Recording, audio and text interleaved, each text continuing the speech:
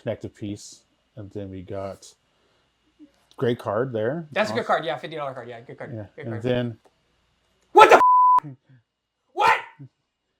What? That's crazy. Alex got the card! Hello, folks. Welcome to our TCG opening show. I'm Greg Burke, head of for Shacknews. We are here at our local gaming store, The Sword and Board, with one of the assistant managers, Cody Sierra. Hi. Cody, how you doing? Doing well, doing well.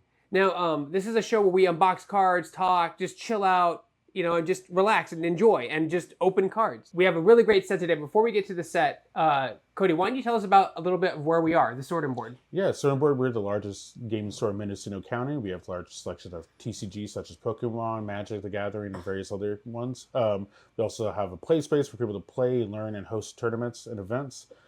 We have a wide range of different things such as video games, comics, and board games. We provide tournament and events throughout the week. So we just try to provide and build community for everybody in the county and neighboring counties as well, if anybody wants to come up and visit for some of our larger tournaments. And so we just try to provide as much information, and luckily the staff here is also very informed and very engaged and involved with most of the events and hobbies that we host and have in store. Oh, yeah. I mean, if you guys have watched the other show, Cody is co-hosting. He's great. He'll pull up a card and he'll tell you, this is great in Standard, Modern, Pauper, Commander. This is an okay card. This is not a good card. And he'll organize them off camera to left to right, being good cards and meh cards. Yeah. So he's great, super knowledgeable here. Please support your local gaming store. They give you a safe place to play and trade and collect, and they're just great places. And without them, you wouldn't have no other place to play but your garage or your house. Yeah. And it's a much smaller community if you do that. So please support your local gaming store. I have a lot of energy today because I am super psyched. Universes Beyond, The Hobbit for Magic the Gathering is out, or the pre-release is out. It comes out next week, right? Or something like that. Yeah, it comes out officially this Friday. Officially this Friday. We have product early, as usual. I'm a big fan of the books. I'm a big fan of the movies. And just in general, the Hobbit universe is perfect for Magic. It just blends right in, and a lot of people feel the same way. Yeah. So today we have three things we're opening. We have a Play Booster box. We have a pre-release box, which I've never actually opened one of these before on the show. This one I could show off a little cool thing about it, too. And then we have a bundle. And we have one collector boost, which is obviously going to have a golden Smaug. Mm-hmm. But it's funny because one of your employees actually pulled a golden Smaug in the store. Yes. I wanted to show it off, but it's already in a safe.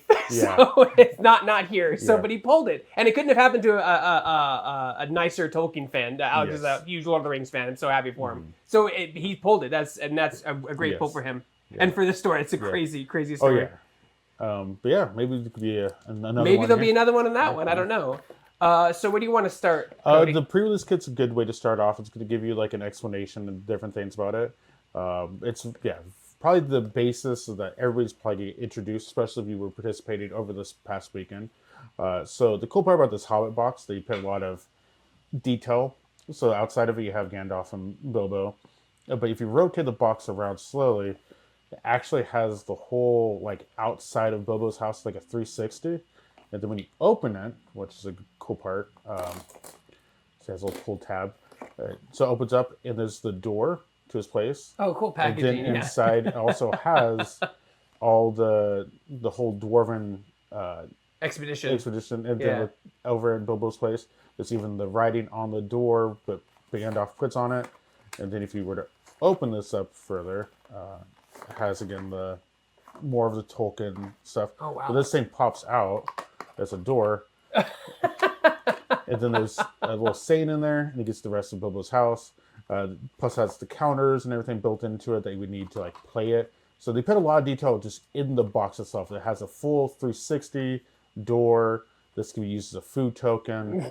They definitely put a lot of emphasis on this, that kind of like showcases that products people do like enjoy, they care about the products. Yeah. And I think it does it very, very well. It has like 2 360 areas on it. None of these sets are a cash grab, guys. Despite what you think, it's not. I've talked with Wizards a lot, and they take years to make, and it's not something that's done quickly. Yeah. That's great. And what else does the previous come with? So we come to this D20 in here. Oh, nice. So all the Universe Beyond has the set symbol on the 20. It's very small, so it's kind of hard to... I got it. I got you. So the D20, the 20 is going to be the set symbol, which is the sword through the ring. And then the 1 is going to be the Planeswalker symbol for Magic the Gathering. They've done this for all the Universes Beyond ones. So This one's a purple. They do one for each color as well. And they already did the ring in Lord of the Rings, right? Yes. So like you can't do it again. So they did the sting in this one. They did this his dagger. Yeah. So and also in the pack you get 6 packs inside of it. You usually do the spread of the 3 different 3 different arts. So you have the elf with humans, dwarf with bear, and then the hobbit. Dwarf with bear. That's the shape changer. I forget what his name is, but the shape changer and his son, which are not in the movie. It's just him. Weird. I'm not a fan of the movie. Fan of the books. There were like some scenes I wanted to see in live action that I like when they go to the forest, the dark forest, or sorry, the oh god, why should I remember? I should know the name of this. Mirkwood. Yes, Mirkwood. There's some great scenes I wanted. I liked that scene, the scene with the spiders. If you guys have never read The Hobbit, it's really goofy. Everything talks, and there's a lot of singing. Yes. Like every animal talks, which is it's funny in Lord of the Rings. Like barely anything talks. Yeah. So, but in The Hobbit, everything talks. I think they give a reason for that too. I believe. I think they'd say when they stop talking to humans, but I can't remember. Yeah. In this pack, this is the additional pack you get outside of it. It's going to have like a basic land, go basic land. So it could probably be pivotal to your deck. So it has all the seasons. Oh, cute. And then you get the additional rare. So this is your pack rare. So they got rid of the stamped symbols on it, but makes it also indistinguishable in it. So in tournament play, it helps a lot because if you happen to have, like I said, another foil one, people know this is your pre-release foil. Now it's indistinguishable from the inset. So you get the Sackville Baggins. Black. That's a weird, it's interesting. I think these ones are definitely more, the black primarily focus on the potential like greed, and these ones are exploitive. So when food stuff happens, so it's kind of on that, and then also you go on an adventure. There's also some cool other things here. So these ones are to be like mechanics in the game that you're reusing. So the adventure mechanic was originally introduced in the Eldraine set, but there's some cards in this that will also have it. But yeah, the cool part of this one, you get all 4 seasons of Bilbo's house. So you get spring, summer, fall, and winter. So these are cool little ones that are unique to it. Yeah, just fun little full art lands. Before I leave today, I'm going to ask you to find foils of this set lands because I want more of them for my commander deck. I just think I love them. So we got the first pack. It's gonna be pretty straightforward. Something's gonna be pretty obvious. This one, it's nothing crazy. Discard, lose to life, something like that. So it's a modal card. Confiscate or I saw some people asking about like where the white the orc was in the set, and I'm like, there was no white orc in the book. That was completely made up for the movie, and because they needed something to run from, I guess.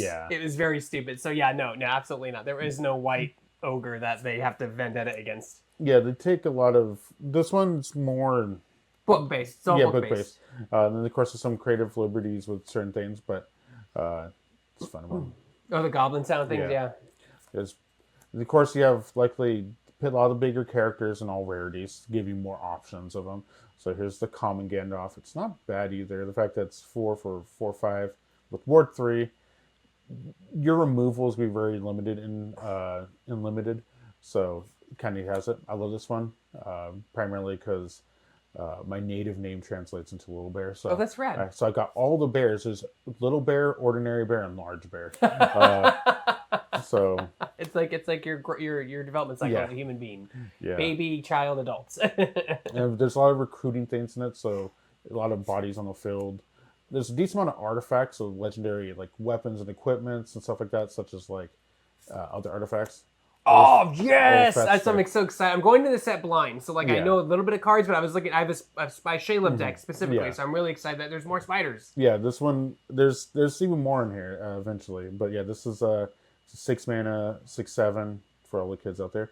Have reach. This creature can be blocked by power 2 or less. Whenever this creature becomes a target of spell ability, draw a card. Although I do have a problem with it being green because, especially in Hobbit lore, so this and Alex, I wish Alex was here to argue with me. So like Shaleb is a spawn of Ungoliath, who is like an evil deity, an evil god. Yeah. And then these spiders are spawns of Shaleb, so they should be green-black. Yeah. Like there are spawns of an evil deity, they should be green-black. Shame on you, Magic. Black, not green. Luckily, I think. Gimme. Oh, that's not bad. You got a Ooh, wow, first Golem. mythic. It's Golem. So I like his halfling horror. So when he enters, you choose odds or evens. When an opponent casts a spell with mana value that equals it's chosen, that has been chosen, you either put a 1/1 counter on this. Each person loses 2 life. You gain 2 life, or draw a card. Oh, it's actually mythic. Oh, wow, that's So, great. yeah. So 2 mana could be your commander. It's a 3/1. Whenever opponent with mana value of the chosen quantity. So if you chose, you know your opponent's playing like a lot of even cost cards, or they're more low to the ground.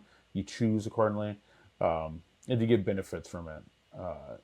And it's whenever they cast. So if they know their deck's like a lot of spell slinging things, and they have like 1 mana cost in, so you of course can choose odd, and then this thing gets a whole bunch of benefits. So like they drew their counter, like their very cantrip spell, then you draw a card. Oh, they actually made him a horror too. That's kind of Yeah. cool, like a horror keyword. Yeah, so Oh, he's organizing. Good card. this one's pretty simple. This creature gets +2 as long as there's 7 more cards in graveyard. Pretty straightforward. Also, they threw riddles on all these like the normal basic lands. Oh, from like the book. Yeah, so almost all these have there's like 3 different lands for each one of them outside the floor ones. And my favorite thing about this token, so you have your human soldier 1/1. This is the recruit things you're gonna be making a lot. It says token creature human, but then you get to a dwarf. It's also a female dwarf Oh, with that's a rad. big beard. But they wrote Tolkien creature. Tolkien. Creature. Does that affect the play? It's just a. Are people arguing, or is it like no, they're tokens? It's the just tokens. Fun. Alex being his biggest fan, as much as his favorite thing about Lord of the Rings is dwarves. So, he likes a good representation of a female dwarf with a nice thick beard, which this is a very dense beard, and then also the fact that you have the pun on it. And as men in our 30s, we enjoy like a nice good pun every so often. That's why I cannot be mad at the Ring of Power. Like it's not following anything correctly, but I just love seeing the dwarves at the peak of their society. It's really cool to see that and their culture and so we didn't get to see that in any of the movies. Yeah. So, like that a lot. The Wargling. These ones are. There's a lot of modal cards in this. Like I think that's back to back. There's 3 cards in a row that have options. Like we've seen this card earlier. Ordinary Bear. It's just a. Oh yeah, you said that. Yeah, they're starting to grow. Yes, they're starting to grow. Little bear, ordinary bear. And, here's some of the equipment. So you have a dwarven short sword. When it enters, you create a dwarven red soldier, just like the one we just saw earlier. And it's automatically attached to it. So essentially, in a weird way, it's a 4 mana, 3/4, and when the creature dies, and you could then re-equip this. Interesting that it's white. I thought it would be red. They chose white-red for dwarves because there's been a lot of white-red dwarves in the past. The thing is about dwarves too. It's like they are pretty. They only care about themselves. Like their race or their people. Like and they don't really get involved in other things. Yeah, they definitely focus on that. You'll see more on this set where they definitely emphasize that. And there's also a lot of dwarfs in this set too. Right here's another one. Red white. I think it's because they're in Magic. If you're doing a really wide creature field thing, like a communal like creature typing, that's not like beasts. Usually, it's always under white. Typically, like your human decks, your bird decks, stuff like that. They're more good into the battlefield effects. But of course, you also have like different things where blues can have more elves and greens. Yeah, that's elves and maybe some humans in there. Definitely like Gandalf is definitely blue color. Damn. Oh, cool. So we got first equipment that's with the adventure. So you have you can either cast it for its normal cost and have this, which is in sorcery control cast costs X less, where X is the equipped creature's power. So it reduces like heavy costed instant sorceries or X spells. But if you do the 4 costs on it, which we put on adventure, I'll put this somewhere too. That's rare. This is you mill 6 and you put an instant sorcery from it into your hand. So you can fill up an instant sorcery into your hand, then play this, then cast it for cheaper. So sometimes if you have like a high cost card, let's say like a Treasure Cruise or something like that, reduce it heavily. And then you got a full ordinary bear. And then of course they have some filter lands in here, or not filter lands, lands that can help filter out your mana for you. Sorry. Not the bear. Not the bear. You want the bears? You can have the bears. Like that, I've already got all my bears for. So I know how you're good. You got the bears. I did it day one. Yeah, no. Oh yeah, these are great. Lake Town. These are fantastic. These are great art. Would that be good for my Shaleb deck? Pick up one counter on creature you control. Change creature comes with bear. I would say probably not. It's fun, but I would say things you probably want to do more. Realistically, in your deck, if there's an enchantment that lets you fight, will probably be a little better. Okay. Because it lets you do that death touch mechanic really well. Yeah. And things possibly care. But talking about spiders, here's another one here. This one would be Dude, yes, I love it. I'm so happy. I'm so happy. So this one's a 2/1 for 2, but it has death touch and reach, so it's a low cost one. But whenever a land enters that turn, this gets a temporary buff, so it gets stronger. So if you have a way to play multiple lands in a turn, you can make this quite big. And of course, it's very low to the ground. So you play this, and you play like a fetch land. You can make this a 4/3 turn, attacking for turn 3 without even casting a spell. This thing could be pretty solid. Well, Shaleb gives all my spiders death touch. Yeah. So, but Shelob is also like Great. I forget how much mana she is. But oh yeah, that's right. I think she's 6. So that one you get out early, have that death touch already there, kind of help you. Love it. Love it. Then you got some of the dwarves. Storage is a cool mechanic. It's if you control 3 or more artifacts, legendaries, or sagas, kind of like historic. It enters with an enduring story for the rest of the game, so you get special bonuses, and as long as you have the enduring story, it gets +1 in haste. So if early game you spam out a lot of artifacts, stuff like that, then you could have this being a cost 2/3 haste that can do some other abilities. Bilbo's Deadly Slice. It's pretty simple. It's a renamed like murder, but it's funny. It's thematic though. Look at the spiders talked in the movie, but they talked a little bit more in the book. Yeah. He actually has a conversation with one of them.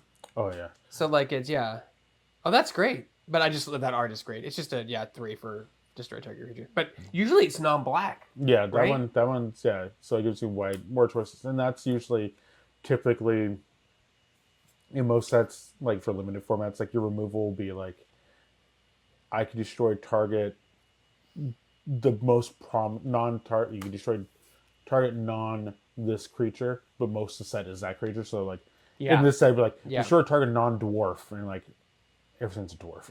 Everything's a dwarf. Merkward Nurturer, some elves. Sorry, this is green blue for the elves. Got another sword. It's called Greenwood, and then like when the shit started to happen, they renamed it when things were getting bad. You got the Chief Ward. Love green black. That's great. Yeah. So it's a 3/3 for 4 minutes. Legendary creature. When you attack while you control a creature with power 4 or greater, you draw a card, lose life. Not bad. Dwarven Mattock. Dude, love it. Like, oh my god, Alex is having a blast with this set. Oh my god. He's trying to get everything foil. He's doing a good job at it. You always tell when we're enthusiastic about something because we start asking customers questions. You're like, do you happen to have this? Can I look through your bulk? Yeah, can I get your bulk, please? Thanks. Oh my god, the art is so good on these. Uncommon Golem. Can't block. When it enters, exile up to 1 creature from opponent's graveyard. Each one loses 2 life. You pay 2 mana, sacrifice an artifact or a creature, return this from graveyard back in. So it's like a recurring, almost like zombie. It shows the resilience of Golem. Very resilient. His unnatural long life, his immortality, his makeshift immortality. Bard's Company. So 4 mana, 2/3.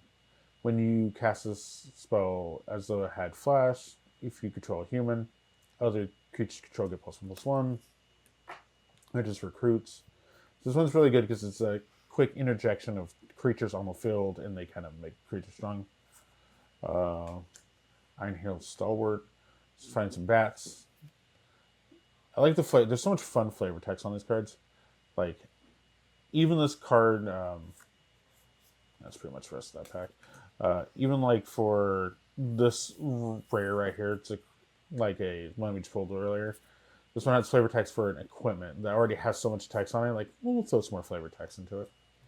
But yeah, this set's full of lore. And It's great. Yeah, there's so much world building in The Hobbit because that's the thing about the book. Like, it was just a journey. Like, you'd go from a safe, basically suburb, through like the most dangerous parts of the world to a mountain that was inherited by a dragon, which don't normally come out and do things. Yeah. So like, it was a big deal, and like that's what the movie missed. Was like, it was not about like being chased by an enemy. It was about going through a world and experiencing this world that Bilbo was seeing for the first time. Yeah. That's your grounded thing. Like, you're seeing this world with Bilbo because he's seen it for the first time too. Yeah.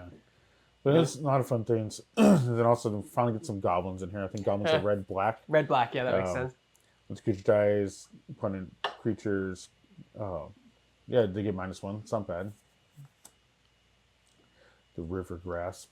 So just a lot of fun things here. More of the dwarves. Ori, yeah. Yeah. So most of the dwarves are going to have this ability if you have all the things. More ordinary bears. Like, there were good things they did in the movie. Like, I think it was Ori and Nori. I think it was Ori was like described in the book as like a good-looking dwarf. Like, he was a good-looking, like almost looked human. Like, he was a very good-looking dwarf. But yeah, I haven't read the books in years, but I remember I enjoyed it thoroughly. If you've never read them, please read them. They're really good books, and they're really easy reads too. They're not. It's not like a Lord of the Rings can be a little wordy. Yes. But like The Hobbit's not that way. It's a kid's book. It's a lot of fun. Yeah. Read it to your kids if you have kids. You know, it's a great book. Don't just watch the movie, please. Oh yeah. Even though if you haven't watched the original Lord of the Rings trilogy, it's still some of my favorite movies this day. Oh yeah, they're done. They're done pretty loyally, except for a few things I have problems with it now because I can discuss at length. Oh yeah, but no, they're done pretty good. Yeah. The Lord of the Rings movies are done pretty well. I mean, for different media, it's always be compromised and everything. But I think that's why only when we ever watch the movies over at Alex's, it's almost exclusively. I think he doesn't even own the standard version. It's always extended. But this is my favorite thing. So it's a Hobbit hole, and this is a fetch land. So when you play a fetch land, when you search it, you said you crack it. So now people have said the term, you could have cracked the Hobbit hole, which is no. You should never say crack the Hobbit hole. It is because people always say I cracked my fetch land and everything. So it is just a magic saying. So it's a unique thing that's a phrase that could actually be uttered. Okay, this is a fun one. So this one... I have seen that one around. That's great. Yeah, so 6 mana sorcery. Look at the top 20 cards from your library. Pick any number of lands from amongst them in the battlefield. Then shuffle. You gain 8 life.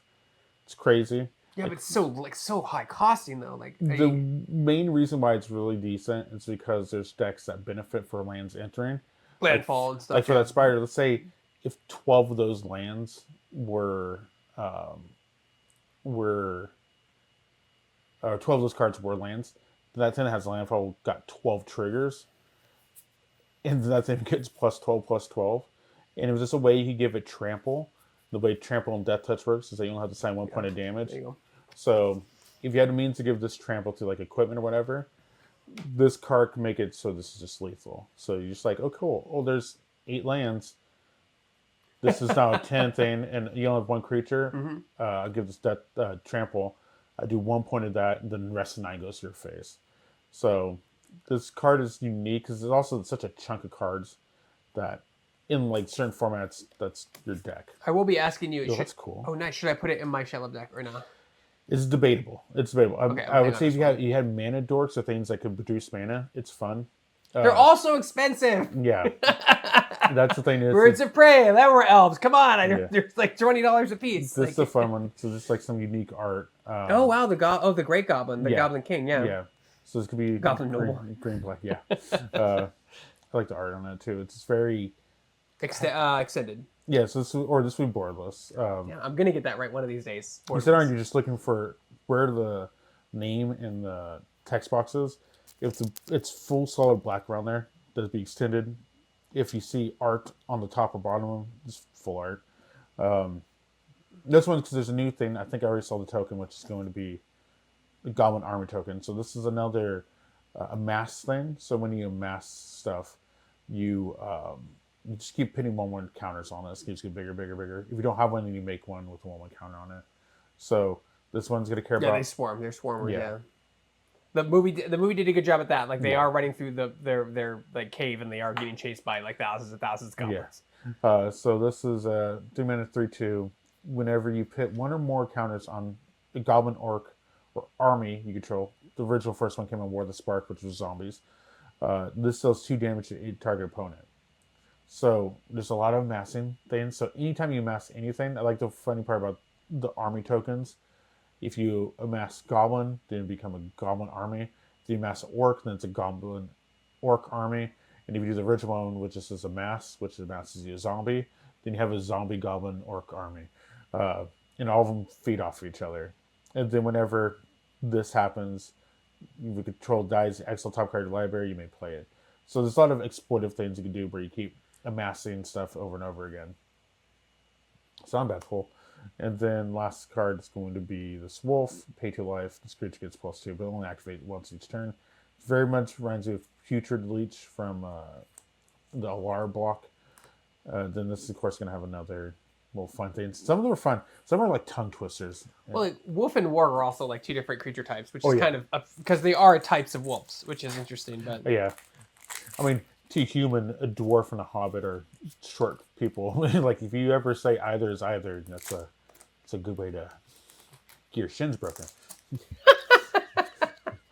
You're like a dwarf. You're like that's the thing. None of the cultures get along with each other in that world. That's the big thing. This is a fun card. Elf, I think, is the only one that elves are the only ones that do. I think. Yeah. But it's very Victorian. They're very proper and like. I think, but if you're higher nobility in there, you probably overlook down on even your other elven subjects. You're like, no. And in the Hobbit, like, even they are susceptible to greed. Like, that's the big thing. Diamonds, obsessed with diamonds. That's the big thing. So this is a fun little bees 3 minute. Hey, a bee deck. Let's go. I don't think they make enough bees for a bee deck.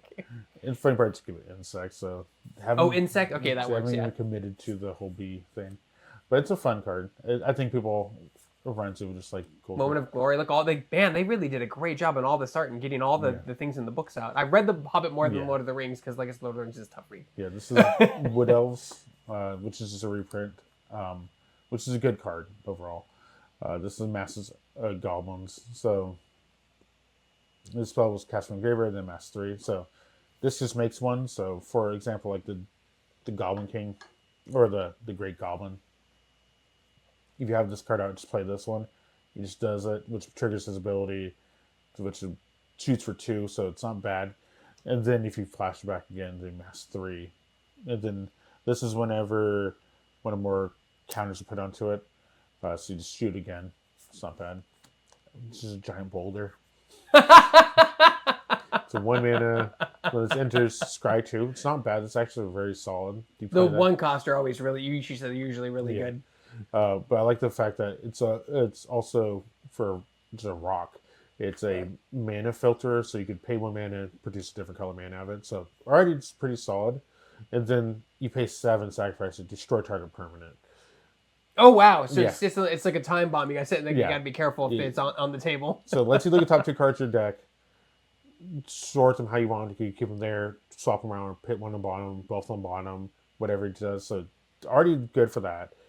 Mana filtering, and then it's also common, so it's gonna be a popper card too.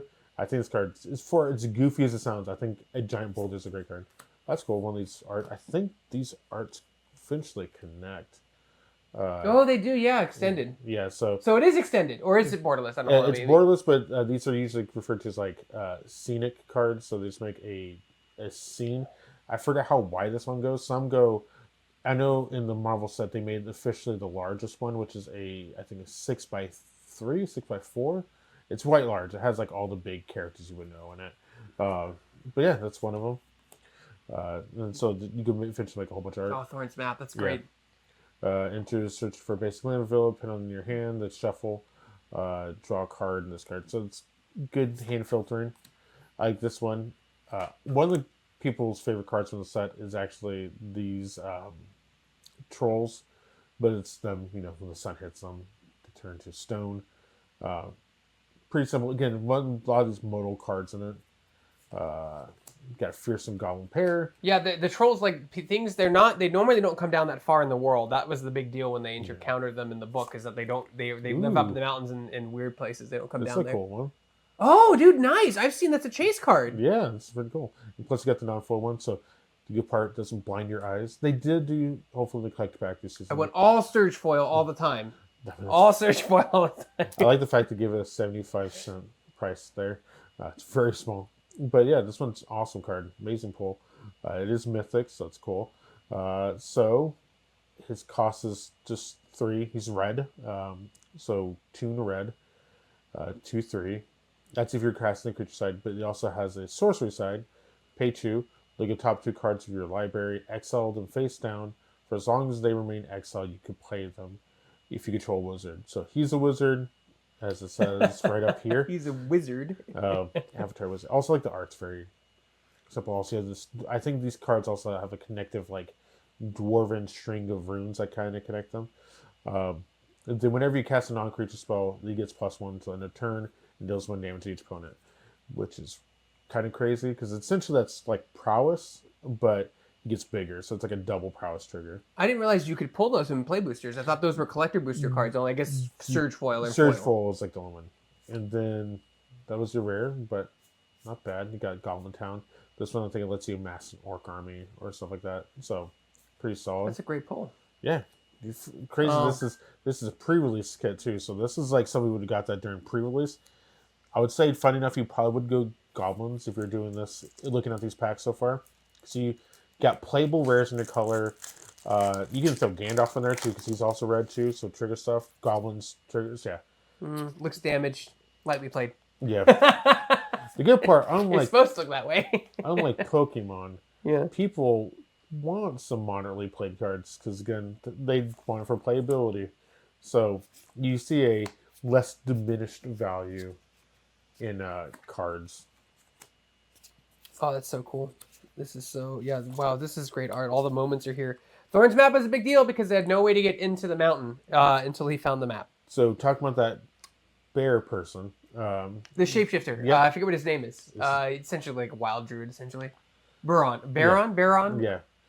The worst part, I always have issue with fantasy books that, in my head, I'm reading, what's this name? And then I'll hear, audio over somebody, or somebody else, go about talking, reviewing a book, and they say it, in a thing. I'm like, I don't know if it's, maybe they're just doing an inflection on it, the difference between people saying mana and mana, or shaman and shaman. And so I was like, it's sometimes oh, apparently 3 of those letters are supposed to be silent. And okay, cool. There's a whole. I think there was a class in college that would a Tolkien class that would dissect this work and tell you how to pronounce anything because it was all interesting. Definitely helps that Tolkien was a linguist, so he knew words and to a point where he could create his own language.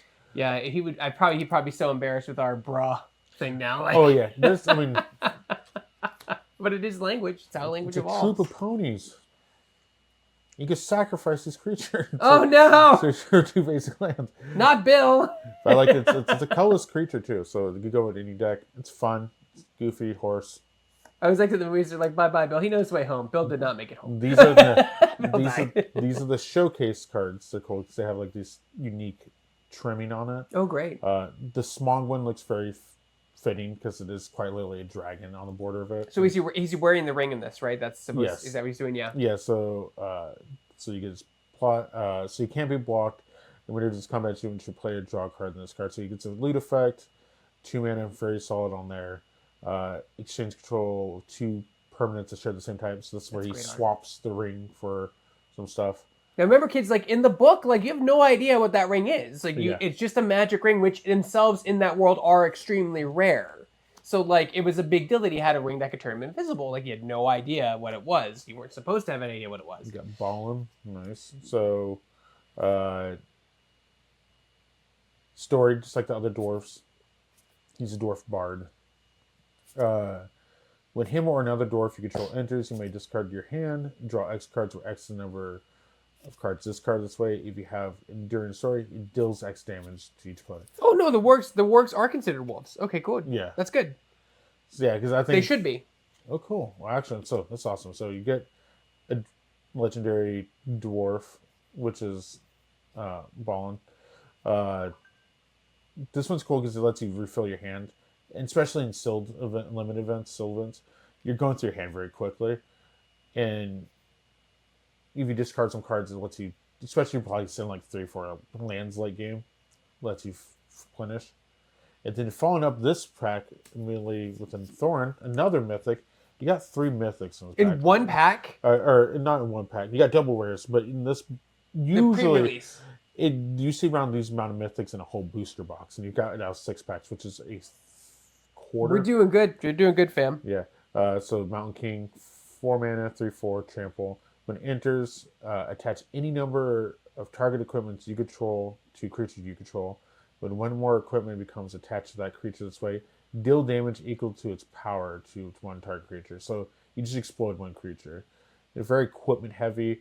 If you throw it onto him, he becomes very big. He's trample, and this could be your commander. So you do mono red equipments, Voltron, you just one shot somebody, and then you just win. I think it's really cool that you could have a dwarf do so much explosive damage out of nowhere. And you get another dwarf. I think you got 4 or 5 different dwarfs in this pack. There we go. Dwarf centric. And on Iron Hills, how fitting. It also makes a Oh dwarf. yeah. If you get a dwarf token, this was a very themed dwarf pack. Yeah, not bad for your first thing. You got just out of a thing. Normally you don't expect this many rares. The fact that you have, and plus there was also the pack rare too. So it was 8 rares. We did really good in that pre-release. And then out of those 8 rares for your pre-release kit, 6 of them are playable in your colors, which is very rare. So this would have been like something like if somebody got this like a RCQ or something like that, this person would have probably been making a day 2 event.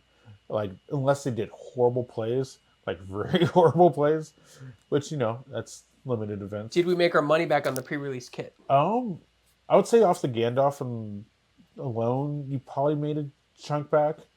Plus, there's some other miscellaneous cards. I would say, as the set's not out officially, currently, yes, you would have made your money off of it. When people finally get the rest of their products and everything, we'll kind of taper out. People always talk about value. I'm just yeah. talking about value on the stream. Yeah. I'm sorry, the show. Yeah.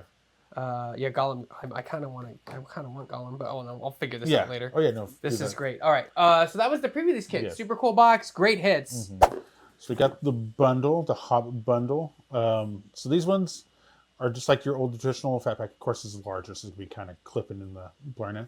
But this one has some cool things because you were looking for some of the full lands in the set. I just pulled a bunch where we took Yeah. a break. Yeah, so I grabbed a bunch of the... So there's going to be some more than the Hobbit ones that you probably don't have. And then it's going to have some packs of dice and a promo card. The promo card's cool because they usually do creatures or enchantments, stuff like this. They chose a saga, but a fun saga for this one. I like how you clarified, but it's a saga, but it's a fun I'll saga. be very transparent. There's a lot of promotional things that have been very snoozer cards. So usually it's a 25-cent rare.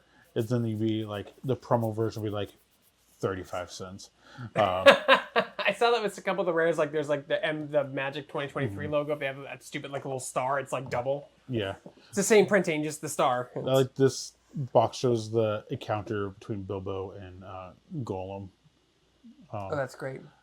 During the release. Again, this is based on the books, right? Because Yeah. Weta owns the rights to most of the things that you've Yeah. seen, and they designed most of those creatures. And it is nice to kind of get a fresh take on that kind of thing, because it's been the Weta designs have been the designs for over a decade, 2 decades. I like this is the tempting ring and everything, but you see Gollum with his almost milky white eyes and where his pupils being replaced by his precious, which is a fun card in the set.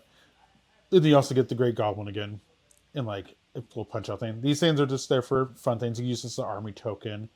Just various things kind of represent different things. Every one. So it's good if you're trying to get into Magic, just trying to have a little fun little odds and ends. Why do I want to call him I keep wanting to call him the Goblin King, but I think it's what they call him in the thing. But I think they love in Magic, especially things like that where there's alternative things. So for example, there's in the original Lord of the Rings, there's the Aragorn and then you have like Strider, and you have like different names. Oh yeah, they call him Yeah. they call him like Strider twice in the movie, but in the Yeah. book, yeah, he you don't know his name is Aragorn until much later. Yes. Like because it's supposed to be like a hidden thing. It's supposed to be a big reveal, but he's one of the oh my god, the race of like extended life humans. I forget what they're called. Yeah. So this is a cool. This is the promo card. So it's the Misty Mountains Cold.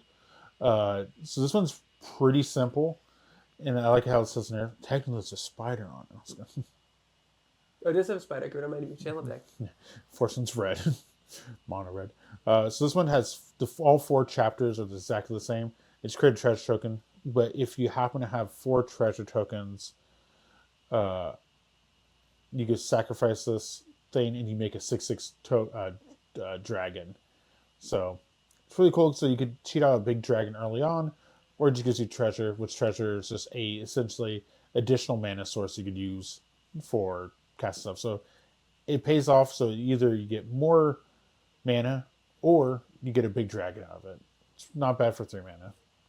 And then you get the foil for it. So, a set of the planes. That's cute. Yeah. So you get all of them, all seasons and foil. Then you get your normal other ones. You get one of each of them. But I like how you just see the. My favorite one's actually. Is this the right? Oh, there's a different island. I wonder if they have it in here. The forest is great. Then you get one of each of the. So they have all the different lands with their different. The poems or the excerpts from the book. So yeah, all the foil lands and everything, and of course I even like the basic lands. They're pretty, as well as they have the text on it. So they did a really good job in the bundle. And there's rumors there'll be a gift bundle come out later this year as well, which they might add some more additional cards like they did with the first Lord of the Rings one. This one, it's exactly the same, but without the promo card, and there's no foils. So this one you don't really need to open unless you're trying to collect more of like the basic lands. Oh, they're just basic lands? Yeah. All right, okay. Then this one, they actually did a really good job on the D20 this time around. So it's like, oh wow, that looks great. It's dwarven. That's fantastic. Dwarven, and as I was like, it's inlay. It's like it's pressed into it, has a gold in it. And it also looks good on the camera too. Like it looks even probably better. It has this like marbling effect to it. Yeah, it almost looks like rock. Yeah. Yeah, so they did a really good job on this D20 to spin down. Especially it's more readable than in person than it is on like camera. But yeah, it's good die. Oversized D20 spin down. The 20 that's 20, right? That's 1. That's 1. Yeah, 20. Yeah. And also you get your 9 packs out of it too as well. So more pulls. Out of the first bundle or the pre-release kit, did pretty good pulls. But yeah, so getting into the set, it's gonna be very the same as we previously did. Make sure. No, you're good. Keep going. Yeah. Oh, yeah, there you go. But a lot of repeats from what we've seen earlier. Is it a big set? Like, what would you say considering like how many it's cards a nobly sized set. I think most of it though will be the key cards are going to be in the rares, which so most the commons you're going to see pretty frequently, but it's when the rares. Oh, that's cool! Right off the bat, just an Arkenstone. Oh, the Arkenstone, nice. So this one is cool because it's one of these things that you could cast for some of the venture, or play it for its actual artifact playability. Make sure to try to get that there. It has 3 mana. Search your library for a legendary creature card. Reveal it. Pin in your hand. So it's just a free tutor. It's a 3 mana tutor for legendary creature. That's great. So it's pretty good. And then when you cast it for the artifact cost, when it enters creatures, you get +1/+1.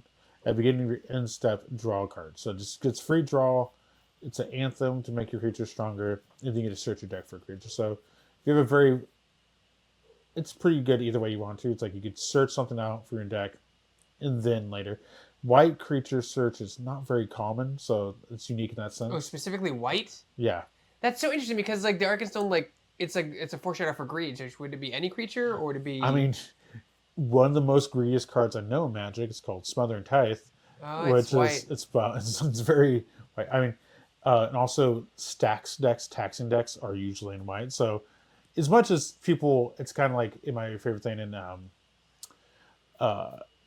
in like Dungeons and Dragons, people like necromancy is bad necromancy is not good. You think you like look at a cleric. Do you know if somebody's dead and you're trying to revive them? It's usually referred to as like a holy thing. Like I brought life back to this person. Technically, you're tampering with death. Yeah. So that's necromancy. It's like as much as you think it's a holy thing, like it's much like why it's good and everything. Like Interesting. a person that's really set on doing good could do a lot of bad. Not good in the Shaleb deck, right? Because it's white. No, yeah, you can't put it in there. Damn. I know it's unfortunate, but I just stick with my. I'm a big aesthetic guy. I don't care about if it's Yeah. good. I like the theme. I just want to have as many Hobbit cards as I can put in there that allows me the to. good part now you can build a dwarf deck. You have all these dwarfs, red white dwarfs, and guess what? All the dwarfs in the party are legendary. So you grab any dwarf you want out of it. Think about it. Nobody tosses a dwarf. I think that was a card or something like that, or it's either flavor text or name of a card inside the original Lord of the Rings set. Got more insects. Fun, huge butterflies. Yeah, like I think Alex came in since the last time you've seen, since we started, and you go talk about there's a lot of animals in the set. Yeah, I mean, like it's a fantastical world. Like it's cool. A lot of goblins. Apparently, he's not happy that there's so many animals in the set. I think it's because he wanted more emphasis on other things outside of the animals. Because he loves dwarfs. So You got a ton of dwarves. if somehow Hobbit was like, oops, all dwarfs, that'd be like his fantasy world. And trust me, there's some people that are also the same way about elves and stuff like that. Of course, they had to split it up. As you know, you've talked with people from the creative team and everything. They put a lot of thought into it. Luckily, with the emphasis of animals, and a lot of people begin to overwhelmed by how many legendary creatures there is in the set, especially for these big sets. Luckily, they don't need to make a Gandalf and everything because they've already made many Gandalfs. I think Bilbo, they can do stuff. And of course, it doesn't help that there's a set amount of the troop of dwarfs that go in through the movie. So, good chunk of it. So that's why you're not going to see like Legolas and stuff like that. But you're going to see more generic things like animals or just a generic elf. Well, like there are other dwarves, like there are other, but the thing is that like they keep to themselves, and then when they get displaced, it's kind of like I guess like today would be like a metaphor for like immigrants. Like they just people don't want them in their town and cities. They are talented smiths, they know how to mine, and they do all these good things, but they don't want them there. They're taking work from them, so they get really upset. So they're treated as like a nuisance. In the Hobbit specifically, which is why like getting them all together and going is a big deal. Like they need to go back to their home. Yes. It's a really cool because it's one of the things too. It starts. Don't want to go off on a rant, but like it starts with like good intentions. They want to get their home back, and then of course like emphasis on greed. And the Arkenstone it's a symbol. I don't think it's magical. I think it's a symbol for greed, right? And corruption. Yeah. I don't know if it's someone will correct me in the comments if I'm wrong. If it is magical, if it has corruption like seeping from it, let me know. But I'm pretty sure it's a symbol of like greed. Oh yeah. So. No, just so I've talked extensively with the manager, Alex, and everything. It's not magical, right? It's just a stone. I think there might be some deep. There's a lot of things where Tolkien wrote. You're not sure. It's written very subtly. Yeah, it's very subtly. Like again, like for example, in the original Lord of the Rings, the Balrog has wings in it. In the book, it doesn't. No wings, but it says it's cloaked in shadow. That stretch out like wings. Like that. Yes. So there's a lot of things where you can interpret things as is. Like for example, all the humans, or like you were talking about the long living humans. I forget what they're called. Please let me know in the comments what they're called again, guys. It's been a while. I think Wizards of the Coast took a little more creative liberties to make him more darker in complexion and stuff like that, which wasn't intentionally there. So there's a lot of things for interpretation of things like that. Yeah, of so course, like in The Hobbit, when they say like it's the poison seeps into the mind, that could be greed. Like it could literally be just like an emotion or greed, or it could be something magical. Like you're not. I guess it's interpretation. Oh yeah, how you take it. I also conversating with Alex as well, because he reads the Silmarillion sometimes. A lot of stuff, like a lot of things were sung into creation from like the higher beings. They're just like singing mountains into existence, and then somebody would say something, a discordant noise, and that would destroy a mountain. It could have been like interpretation. That's almost like written very biblically. Like, were they actually singing songs, or were they conjuring a spell that Yeah. over time, like Yeah. this sound like music to a mortal. There's a lot of variables, stuff like that. Also for like Yes. another weird card that for interpretation, like I don't think anywhere. I think Alex was talking about this is a wereworm. Because there's also like the Easterlings and everything like that for people that come from the East. So this is very much a desert. So, this is also a thing as well. But also a fun card too. It's a 0/5 for 6, which looks horrible statted. But this creature gets +2 for each mountain you control. Whenever you attack with creatures with total power of 12 or greater for first time each turn, all attack creatures attack after this phase, an additional phase. So this one gives you additional attack phases. Also, we have at least 6 mountains, which would be That's a casting lot cost. of mountains, yeah. But it's a 6 cost card, so that should pan out well. And this thing is a 12/5 that gives you additional combat triggers. Not bad. And you also got a second rare. Wow. So what an awesome set. I'm sorry. This Yeah. is such a cool set. I love this set. This is so fun. It definitely feels like, because they knew how well loved in that time, Lord of the Rings being the best selling set at that time, that when they revisited, they have to kind of give the same love and treatment. So here's a 5-mana enchantment. Whenever a non-token creature you control dies, reveal top cards of your library until you reveal a creature card. If the mana value is less than or equal to that mana, a number of lands you control, put it into the battlefield. Otherwise, put it into your hand. The rest of them. This actually wouldn't be that bad for your spider deck, because if one of your spiders dies, you roll till you hit a equal mana valued spider, or hit until you hit a spider. And if you don't have enough lands equal to play it, You just put it in your hand. you just put it in your hand. But you essentially could trade one of your spiders, get a spider back into play, more things. So it's actually, I would probably recommend putting this That's great. into your spider deck. I love it. Yeah. And then It's on theme too. I got another 4 land. Talking about spiders, you should put these in your deck for your basic lands. Oh, I'm so excited! Yeah, we took a small break and I pulled a bunch of the Lord of the Rings ones. Some were Surge Foil, so I don't know if that makes a huge Surge difference. Foil adds a little bit of value to it, but at this point, if it was a notable costly card, we put into our better than bulk. Creature room goes in this pile, rare, or does it go here? Rare. Or is it garbage? I would say it's definitely a niche card. So You never know too. Like a set from now, this may be a key card. You don't know. There's always that hindsight of like something comes out combo as well, and then it goes crazy. Stuff from the basic Lord of the Rings set that was like 50 cents, and now it's like $5 a card. So also, it's been enough time where things have appreciated. All right, more of the dwarves again. Is that Nori? Yep. Yeah. Nori. They're through all rarities. Ultrash. Is it Feely or Keely? Guys, please correct me. It's been a while since I read The Hobbit, but like, is it Feely or it's Feely and Keely? Which one is the attractive one? I think it's Feely. Well, we'll see. Or Keely. It's one of the ones. Yeah. They're one of the good. The way you described him in the book was funny. Yeah. I just remember that. More There we go. I've only seen 2 spiders. Did they I mean, it's not in The Hobbit, but did they reprint Last March of the Ents in this set? So it was a very good card in the first Hobbit for the Lord of the Rings. Yeah. There is a subset that unfortunately you can't really pull. I don't think you can pull out the play boosters. It's only on the collectors and the box toppers. But it's a good part. We're also getting a box topper out of the. That's one of the cards I'm looking for is Last March of the Ents. I just want it. I just want that card. There's some good cards. So we printed some of the good ones. I think that might be one. I'm trying to remember exactly off the top of my head. But there's some really good ones like Orchestra Master is a really good card. It's still being played since it's been printed. It's all a consistent card. So we got, this is the rare of the pack. So gift the treasure, give somebody a treasure token. If you do that, you get the special ability. So return target spell to its owner's hand if the spell was promised. Players can't cast spells this turn, which is really good. So he's like, I'll give you a treasure token, but you can't cast spells for the rest of the turn. And also you put the spell back in your hand. Very solid. And then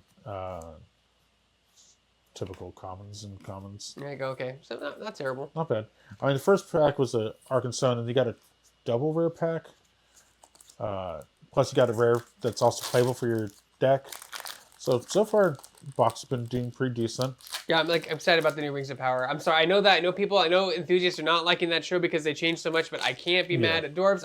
You saw female Ents. I can't be mad at them expanding the world. You saw Shelob when she was a baby. Yeah. Which is kind of interesting too. Yeah, I think at the best, I mean, the worst part, there's things to be upset about, but the there's good parts where you get to see things, even if it's some small minor fan service thing here and there, as long as if it's executed in an appropriate way that feels digestible. Like there's always something like even with like music, whatever it may be. If there's some things that you could still enjoy one part about it, because there's always plenty. You can always be upset about anything. What I really enjoyed is the visualization of him manipulating Celebrimbor, because I'm like, how did because you read it in the books, you know that's what happened, but like you're like, how did he trick? Because he's a deceiver, but like, how would you trick someone to do that? Like, can you like show it to me? Like, and visually, it's really impressive what he did.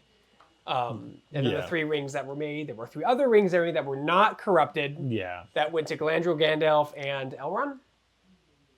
I think so. Correct me if I'm wrong. Oh, please correct me if I'm wrong. Yeah. Fire, water, and life? Light. I think fire, water, and light. Yeah. So yeah, Gandalf. So like, and Gandalf has one, but you never see it because when it goes on their rings, it's invisible. Yeah. So Gandalf actually has it when he's confronting the Balrog, which is why he can't pass because he has the ring. How dare you? There's talking about Gandalf. There's another one. This is the uncommon one. So we pulled the common, uncommon, and mythic. I think on the left is the rare. This one's fun because it's him to soon fireworks. When he enters, does 3 damage divided to up to 3 creatures. So you can do 2 to 1, 1 to 1, 3 to 1. It's fun. It's a little damaging. Some dread. Oh, awesome! That's such a cool card. And this is as part of the connective arts. It goes to one of the other like scenic things. So that's this cool. Connects to something. This spell costs 3 less if creature died this turn. Flying Death Touch. If only it was a spider. Bats, spiders, and rats, right? That's cool. Yeah. Give me that. That's a. You got Dane. Love that. Ironfoot. When it enters, create a colorless equipment named Axe. Equipped creature gets +1. So that's what the Axe token does. And when you do, attach to target creature you control. Whenever it attacks, each equipped creature gains double strike. So this works really well with the Thorin. So the Thorin has trample built in, and then when you free equipped every equipment to him if you wanted to. So you could just like one turn kill your opponent with like a full dwarven deck, which is fun. This Dory foil. I mean, it looks kind of handsome, but when it enters, you create a treasure token. Not bad. 3 mana, 3/2, replenish some of your thing. Trample, pretty solid. You know, what's funny too. Like, you know, the movies aren't great, but like, I love in the movies how Ian McKellen is counting consistently when they're running out of places, making sure they're all there. I thought that was pretty cool. I would think. Well, it's like the thing is that they definitely each character for like have their own unique thing, either visually, aesthetically. No, they really did. It was good character design. Yeah, they all had their aesthetics, and I know people are upset about Rings of Power, but it's just because like Gandalf, you guys can understand what Gandalf is. He's kind of like a demigod, compared to Greek mythology, who was sent to Earth to kind of help guide civilization. Like there were five wizards: Gandalf, Radagast, the Blues twins, and then Sauron. Yeah. And they were sent to, and again, please correct me if I'm wrong in this. They were sent down to Middle Earth to help guide civilization, to help like babysitters, to help them evolve and grow. The Saruman was many colors. Gandalf was gray. Radagast green. The 2 blues. Was there brown? Radagast brown. Brown. There's 5.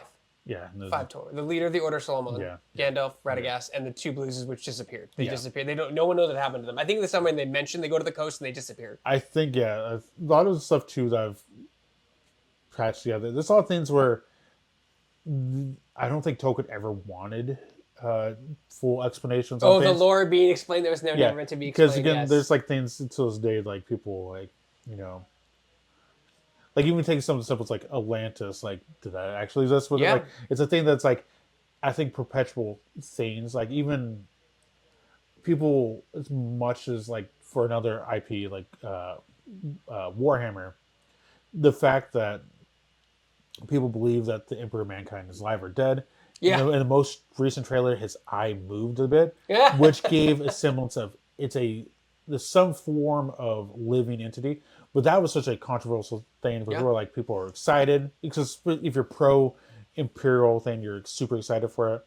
But like again, when you start shaving away the mystery of certain things, it is the mysticism kind of dissolves a little bit. Oh yeah. But things like, for example, in Lord of the Rings, like Tom Bombadil, like the fact that he's like never fully explained. He's just there. He's a It's- demigod. yeah, it's very, something- it's very Greek, right? They Yeah. come in, they help Hercules, or they help Odysseus. Like Yeah. the really Greek people come in, like if you Yeah. help them one bit, but they don't, they mess with them because Yeah. they're gods or Yes. demigods. Yeah. So there's all these things too, like the mystery that cloaks the world, which like that's why you have so many like people that are Tolkien experts. It's like a world you could sink your teeth into, but never fully grasp all of it. Yeah.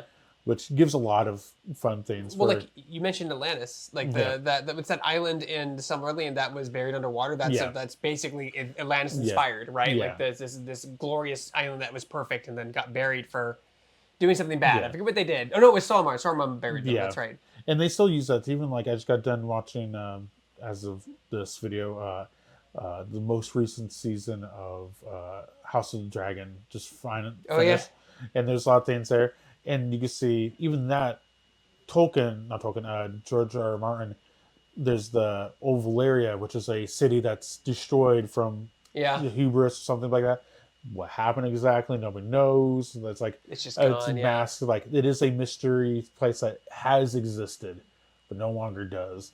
I think mystery definitely gives you a lot of things. I think also with like other IPs where you start moving away those the curtains of like mystery. There's a lot of things gone, but Alien's notorious for that. Like they're Yeah. like Alien was that. All that stuff Ridley Scott created was never meant to Yeah. be explained, and then you get those terrible movies with the engineers and the black goo, Yeah. and you're just like, oh my god, No, like trust stop, me. please stop. Like it's too much. And the same thing, I'm also replaying through the Final Fantasy remake. So was it second one's Rebirth? Rebirth. Yeah, going through that, trying to 100% it, just because sometimes I have nothing to do at night. So going through that, there's a lot of things where I think there's a lot of fun explorative options, but at the same time, it's like I think there's a lot of fun mysteriousness and also vagueness in it too as well. But those games also, they're the polar opposite where there's so much too much lore. And then like by the end of the game, like Genova's this is this, the weapons have done this, Mako's doing this, Shinra's doing this. You're like, oh, and this is on disc one. And you're like, okay, cool. Oh, show crap, yeah. Yeah. That's what I'll say about the remake, though. Like, not to get too off candid, like they do explain things a lot clearer than they did in the '97 game. Like, I understand much better in Rebirth than what I did playing '97 game. Okay, it's an alien and it's a virus, and it corrupts the planet. Got it. Like that was really poorly explained to me in '97. I understand. No, trust me. There's a lot of things. This art's awesome. I like this. Who did this? But it's very detailed. Oh wow. Yeah, but it just lets you master armies. Not bad. And also another new thing, down to Goblin Town. Down to all the songs in the book. Yeah. I think a lot of things, they do a lot of things too where they pay homages to like poetry, songs, and stuff like that. They're always referencing it. Also the flavor text. If you go back through this and you try to look through some of the cards, there's some fun flavor text. Oh, Zog. I'm horrible at pronouncing names, but Azog, I think it is. It is a named goblin. Moria's Ruin. Okay. When it enters destroy up to one other target creature, your controller amasses a goblin token. If you control that creature, draw a card. So essentially, if you kill your own creature, you make a goblin, which is really good. It pairs well with the Great Goblin, because if your goblins die, then you get to. So this combos very well because like you destroy your goblin, you draw a card because that's what happens when you lose an amassed army. But then you mass army, then you do damage to something. So you get attack with the creature, deal big damage to something, or it's trade very well. Then you could kill your goblin afterwards, draw a card, then do more damage to something. So it's pretty solid. And then just commons and commons. But yeah, the set again. I like the fact that these rares are just fun, and then this also the fact that again, I think you said it earlier on that this very meshes well with existing Magic. Like, it's not that far. No, to it go. does. It's not that far. It's parallel. Dwarves, yes, they've been picking dwarves since the first of this game. There's like, Alex has had a dwarven deck for about 20 years now for Commander. This is just more addition to it. No, it's. I mean, I was a big Warcraft fan growing up, and like I could tell you that all the groundwork that Benson Ori. And the writers put to that world was based off Tolkien. Like Oh, that's no. just what it is. Trust me. It's just what they do. It's just what it is, man. Funny thing, I was going back through some older books. We had a first edition book that came through uh, to differentiate the different versions of it. In the original Dungeons Dragons first edition book, they used Hobbit instead of Halfling. Then immediately had to recrowd because the Tolkien state's like, you can't use that. That's our thing. We are hobbits. You have something else. Figure that out. So next book is Halfling. Then there's also books too, like the Deities and Demigods book. The original one had Cthulhu in it. But that was before Cthulhu and all the Lovecraftian things from. I'm blanking on his name. Lovecraft. Yeah, Lovecraft. Yeah. HP. H.P. Lovecraft. Yeah, all this stuff went like open, like public domain. They couldn't use it, so in the second iteration, they had to remove Cthulhu out of it. So it's all these things where, of course, that's cool. These showcase ones. These also come searchable in a set of collectible specs. Yeah, for some reason, for sure, it was 4 times more for foiling. Well, because it only comes out the $70, Yeah, $80 packs. I'm amazed they're still $70. I mean, things like how all the sets they do this when they release, then do that. Yeah. So like you just got to keep a little bit of time. This one's fun because it's just an elf lord, and then you get to do stuff out of it. This is for uncommon too. Chief Warg's Company. Ooh. Wolf. Oh, it's not legendary. But it's good. So 3 mana, 5/3. Sounds good. This creature can attack unless you control 2 or more other wolves. At the beginning of your upkeep, create a wolf. Okay, it's not bad. So makes wolf tokens. Not bad. And then roads go ever on. That's cool. This is more like songs stuff. There's lots of songs in that book. Yeah. They only do a couple of them in the movie, and they're not done very well. Showcase Oh. Bofer. Like little ponies. This is a dapper dwarf. Not bad. Double rare pack. Plus you got a showcase foil. That's a fun pack, I think. Back cloud. Where is my back cloud? There it is. Yeah. That's awesome. Yeah, it's a lot of fun things. I just like the creatures. Just stupid aesthetic. I mean, again, I think the good part too as well is there's some definite things. I think there was a card in the first Strixhaven set. It was Faithless Looting. That art was very divisive. Like it could kind of divide a lot of people. Like the aesthetic was weird because it was abstract. Because it was half the art was legitimate, like hyper realistic, looked really well, and the other part was just flat color blocking. So it was very contrast. But I know with people loved it and some people hated it. The other thing about Magic is that, luckily, as much as you might not like something, someone might be infatuated with it. Bomber, Gentle Dreamer. He's their chef, I believe. Yeah. Doesn't untap him until unless you. So he gets lazy. So if you don't have a storied triggered or the the endurance story, he just stays tapped if he gets tapped. Ooh. Blorg's Company.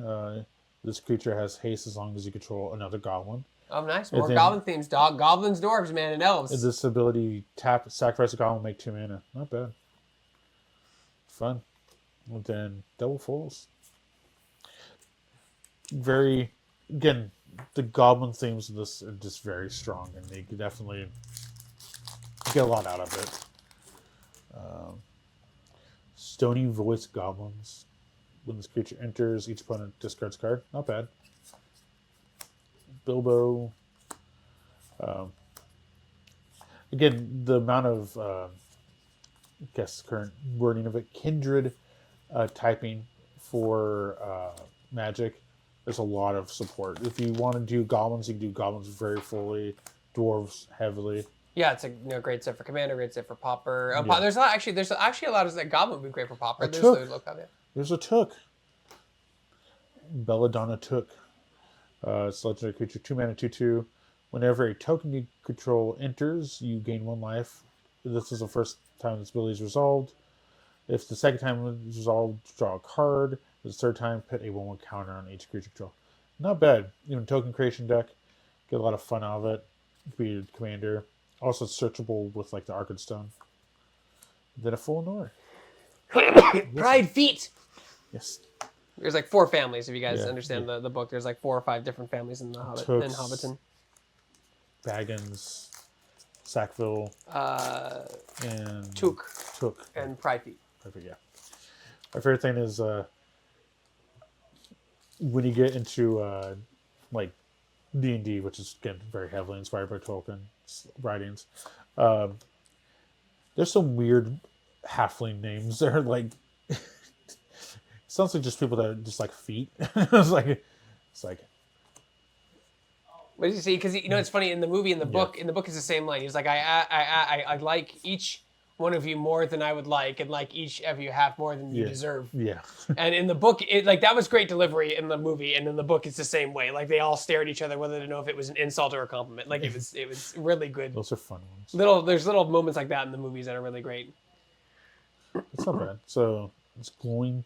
So you could pay its 3 mana cost sorcery spell to do 1 damage to each of your opponents. But as long as he's on the field at the beginning of your first main phase, you just make 2 red mana. Great, ugly looking goblin. That art looks amazing. It's a wonderful underbite. This card looks like normal. So 5 mana, 4/4, not great. Each creature you control with a 1/1 counter on it has menace. Clap snap. That's funny. This card's awesome. Master of Soul. Oh, this card's amazing. That's actually one of my favorite cards from the set. Ooh. So I like Great art. You get Seductive Smaug. Smaug. Imagine if Benedict Cumberbatch was mocapping this. This card's amazing though. So it's X black sorcery. But whatever you put in X, you look at the top X cards of your opponent's library. You may play those cards this turn. You pay mana. So essentially, if you find like an infinite mana source, which is very more easier to do in Magic than you think it is, especially in Commander. But essentially, if your opponent doesn't have their infinite combo in the hand, you could play the infinite combo of somebody's deck. You just have to pay X. This would be a card, if you have a way to make an obscene amount of mana, which again, like I said, you can essentially, what's your combo winning piece? Oh, there's your Thassa's Oracle and Demonic Consultation. I'm going to pay 3 life and play your combo out of your deck. And you can do that with this, which is absurd. And then it's funny, you got the Mythic before the Rare. Both very playable. I'm pulling a lot of Mythics. This is great. Yeah, this is good. This card's actually like a very playable card. This is like one of my favorite cards of the set. It's mean. It does stuff. It's mean. I mean, essentially, I was like, I'm going to look to your deck and I'm going to play cards from your deck. Oh, I love that art. So you got some really good pulls out of that one. Multiple Mythics. Some very fun, creative cards. Is that good for my Shellac deck? Probably not. Oh, it's good almost any deck. I would say if you have a lot of mana you can produce, it's better. I am green, so I have access to that. So good parts of if you want to. Yeah, here's a box. We're doing a booster box. Play booster box. Do you know what it is? It's the most common thing in the whole world. Pass me the black thing. Yeah, the real question though is how do you want to save the box topper for later? Do you want to start off with the box topper? Start off with the box topper. If they're watching, they've been patient, they can do that stuff. That's good. Yeah. Because we still have the collector If you're still watching, we appreciate it. Long form content is a tough ask today. I did get one. All right. Yes. We want the one ring. Let's go. The one ring. Once you can pull it back. So I get Smaug. It's always nervous. Now they don't do this every time. This is something they brought back for rarely. this set. They also got rid of buy box promos too as well. Yeah, I don't know why. I wonder why. Because sure, there's a there's reason. a lot of stores. I mean, a lot of other TCGs as well. I used to draw that in high school. For Secret Layer, that's what I'm saying for. You just Sketchers or whatever it was, or the S. I forget what the S was. It's just the cool S that everybody drew in the 90s. I'll try not to. The problem with these one card packs is that I don't want to like bend it too much. I've seen people take scissors online and then chop it and then slide it out. Yeah, luckily, as long as you just get a little bit of. Here we go. What do we get? Anything good? It's still being stubborn. There it goes. Trying to do it without bending the card in half. Scenes are also. Oh, there's a pull tab. Aha! That makes it easier. A few minutes later. 10 billion years later. All right, the card we got is Mount Doom. Ooh, Mount Doom! That's awesome. Let's see. It's really good detail. This card was already played in the in some of the decks from Lord of the Rings. Essentially, So it's a shock land. Is that yeah, what it is? it's kind of it's like a pain land. So you can pay 1 life to either make red or black mana, or you could pay 3 mana and does 1 damage to each opponent. Pay 7 mana, sacrifice it, and a legendary artifact. Choose up to 2 creatures and destroy the rest. So it could be a board wipe. It's a board wipe too. That's great. Yeah. The board wipe's usually $50, right? 25, $50.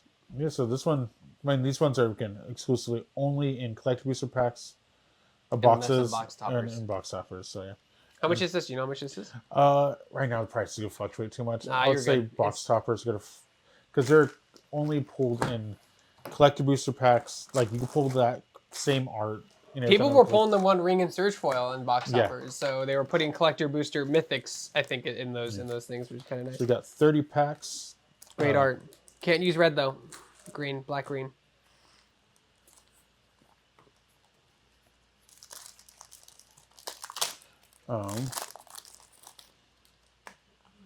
So pretty much these packs will be a little bit quicker because we've seen almost everything. We've seen a lot now. We've gone through them. We know we've gone through the strategies and what's in here. Yeah. So pretty much it's gonna be looking at the rares. Trying to keep everything organized over here.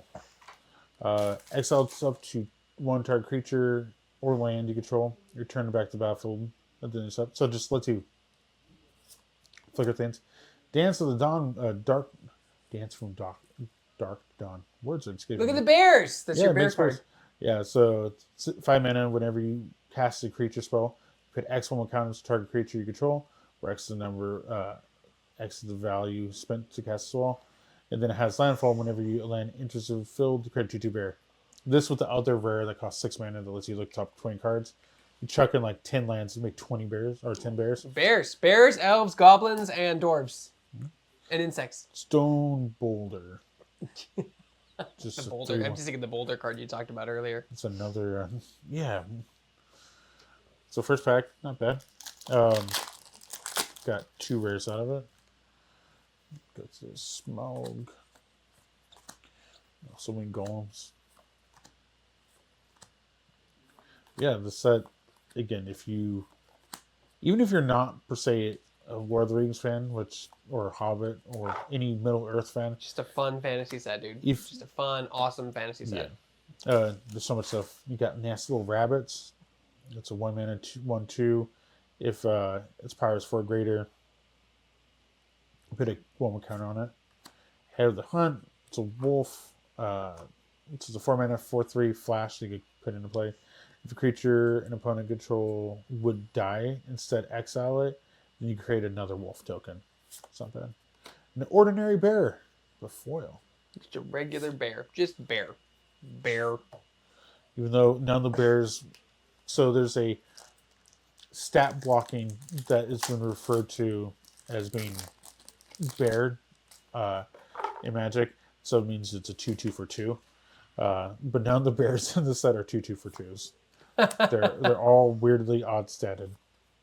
They get stronger, other than the landfall bears, which are 2/2 bears. But long-bodied gray dog. Is he doing dishes? It looks like it. Bjorn's dog took bowls and platters and knives and wooden spoons and quickly laid them on the tesseled tables. Oh, he's laying out bowls and silverware for It's a silly book. Remember, guys, it's a silly book. It's not like Lord of the Rings. Very serious, very serious Lord of the Rings. Hobbit was a fun book, kids, children's book. Also, I found out in 12 years the book's about to be 100 years old. Holy crap, that's amazing. Yeah. So, like, thanks to Disney, copyright law is 110 years after the creator's birth. So it's got like another 70 years before it's open source. Yeah. Thanks, Disney. It's a large bear. That's too large. It's a Giant 5/5. bear. It's a 5/5. It has Black. It's Gandalf. Black? I think it's because usually deep forest creatures so far in Magic are precious. Deep forest creatures usually go into green black because it's like the circle of life is kind of what green black kind of represents. I It's like guess, but I just don't think bears are like they should be green. funny part, green. And then as of a few years ago, green white more so and less. Yeah, I mean, like I Uh, feel like they're just it is a unique take, but also pairs well with spiders, the forest creatures. So my precious, it's a black spell, so you can put this Oh, in sick. 3 mana. The artifact side of it is equipped creature has hexproof and can't be blocked, which is pretty good. And the equip cost is pay 2 mana, pay 2 life. So you can do that. You can put this in your spider deck if you want to. Really? I mean, yeah, I gotta lay it all out, and like you And guys then- put together a great spider deck. And like, by the way, like if you ever come here, they if they have the time, Yeah. and you have a budget, they will build you a commander deck if you ask what you want to do, and they will do it if We'll they try have our the time. best. Another part, the spell part of it, is pay 2 mana, sacrifice a creature, draw 2 cards. So it's not bad in your deck. You I could, mean, it's aesthetic for me at this point. I'm not gonna play competitively with it. well, yeah. I mean, realistically, I would say it's good to have a good For your at least commander, yeah, because not everybody wants to play like CDH. I mean, Caleb has Ward 2, I think. Yeah. So I mean, that is helpful. Like, but Hexproof completely is really nice. Yeah, and it also can be blocked. Too. That's great art too. Sorry, got to keep this one. Yep. Like it. Gotta put it in somehow. I'll figure it out. That's always the problem with Commander. Is I'm pretty sure anybody. You can also probably comment too. It's like getting cards for your deck and then have to make the struggle of what cards to take out of it. Yeah, that's the tough thing. There's some Spider-Man cards in there I can take out. Yeah. And there's some staples. I mean, I definitely need. I mean, I pulled 2 more spiders, which is great dang. because there's not a ton of spiders in the set. There's a few, but not a ton. Yeah. So it's good to have more variety. There is another card I believe we haven't pulled yet, which is like Ditch Supper. Like it's a spider card. Everybody's called them. It's another one that I've kind of spoiled myself. I want to find that. That's an uncommon, I think. So Luckily, we have some more packs to go through. I was hoping to get Rise of the Ents as my box topper or my last March of the Ents, but oh well. Oh well. So you got Mount Doom. Mount Doom! Again, I can't even use it in my State Live deck because it's red. Wardwind. What's this? When it's enters, draw a card, then discard card. Move discard land this way. Oh, put in the battlefield. Okay, and it has landfall. When a land enters, you may pay 1 green and blue. If you do, return this card. Okay. So it's a landfall trigger to return it. Okay. Interesting. Company, just like companies. As long as you control another elf, you may play additional land this turn. And then whenever a land enters, so elves just primarily care for landfall.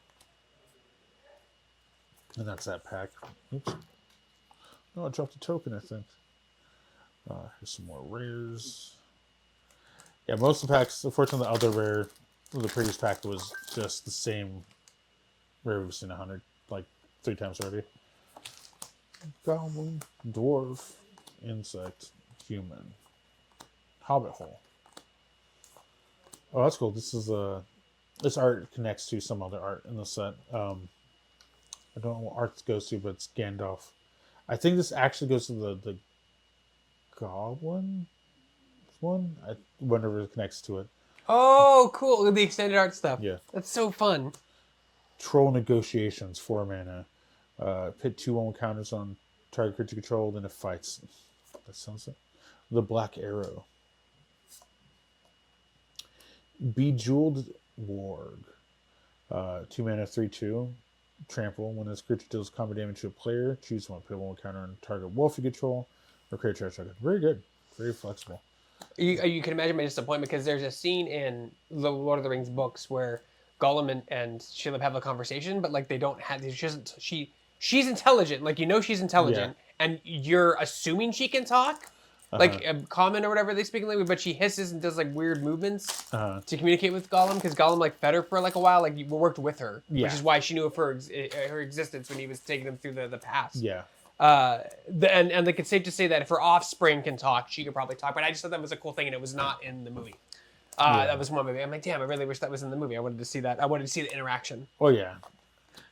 I think I'm like trying to direct her like, all right, we're gonna have a spy talk. Like, how are we gonna do that?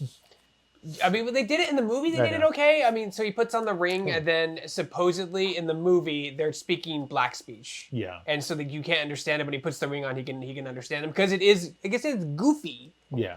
But like I wanted to hear them speak, but I don't know. He didn't need the ring to do that. Yeah. See, there's like little things in the movie that I'm like, why did you do that? I wanted to see that scene. Yeah. Sorry, go ahead. Continue. No, it's all good. No, trust me. We're enjoying ourselves in The Hobbit. This is long form content. You will enjoy it. You will enjoy the nerd discussion. So this is the rare. It's Elven Passage. Pay 1 life. Tap, sacrifice this land. Search your library for a basic land. Put battlefield, tap, shuffle. If you hold an elf, if you do, untap that land. So you get to search your deck for land. It's not bad. Pretty. It's kind of like almost like Fatal Passage like card. God, the art is so good here. So good. They really did take their time on this stuff. Oh yeah, no, the art definitely doesn't feel rushed like some other universes beyond sets. I don't think it's even necessarily rushed. It just kind of looks awkward. Yeah. Because Magic cards, they have to with production design in this film, that kind of everything has to look like it belongs there. It can't look too weird or too obscure. More goblin cards. I think if you have the Gandalf, I think the Gandalf goes right underneath this one. So let's see. Cute. Yes, goes underneath it. I think you have the next 2 cards, so I think it goes Goblin King here. I'm assuming this probably has something to do with either more goblins underneath this part here, or maybe some of the hobbits or dwarfs. It's a big part in the book. I mean, they stay there for a while going through the places. Right, that's cool. Coral, Plunder, Blorb. I like how his company is rare, but he's just uncommon.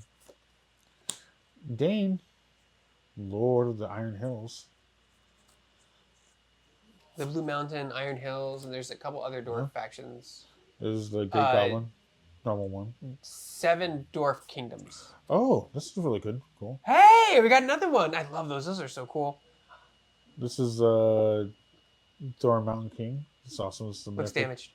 Yeah, it's a horrible way. LP, it's LP out of the box. LP. I won't. That's not. Got Thorn Mountain King. That's great art. That's great. That's 3 great mana, art. 3/4. When enters. Oh yeah, so this is the. I wonder where they put the sagas on the back of it. Interesting. Or the. Oh, this only has ability. That's really cool art though.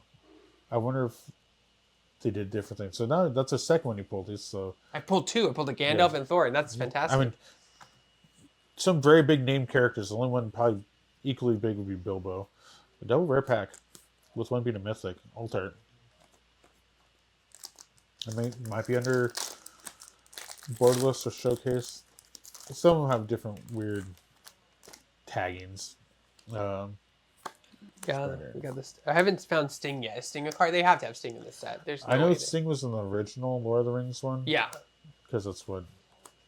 Well, like, I think it was. I mean, I think someone broke it down where, like, because when Frodo's in the cave in the 3rd book, again, please correct me if I'm wrong, people, when you're watching this. When he's in the cave trying to escape Shelob, he actually gets away because of the dagger.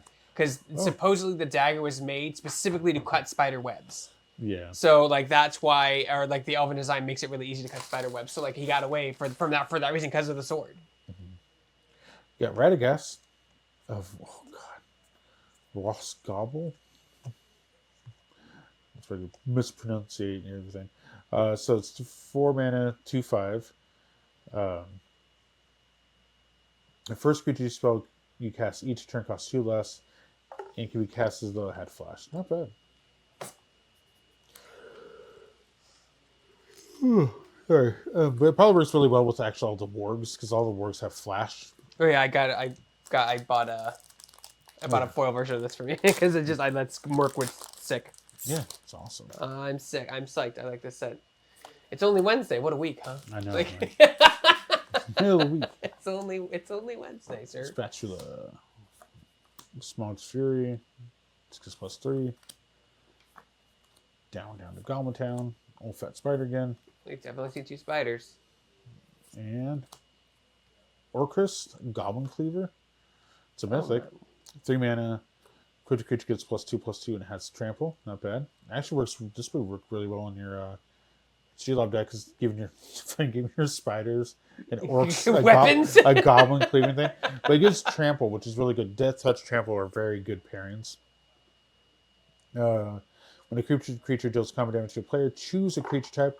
Create a token for each creature you control. That actually works really well in your deck. So, because everything has death touch in your deck, you attack with something, you deal damage, and then after you deal damage to the player, you then get a treasure token for each creature you have. So you say spiders, and you have like 5 spiders, you get 5 treasure tokens. Oh, that's great. So it actually works really well.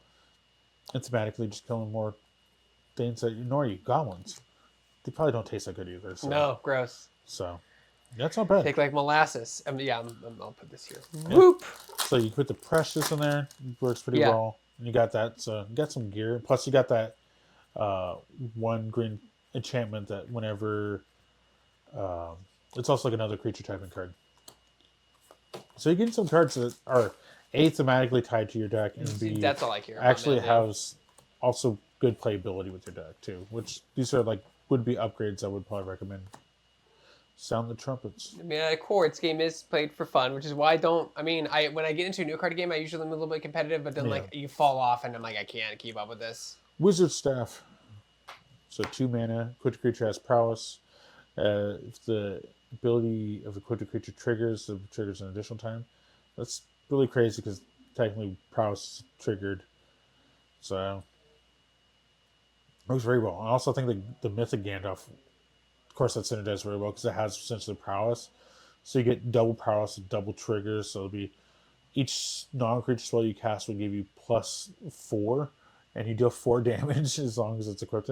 For blue too, there's a lot of spells in blue. So yeah.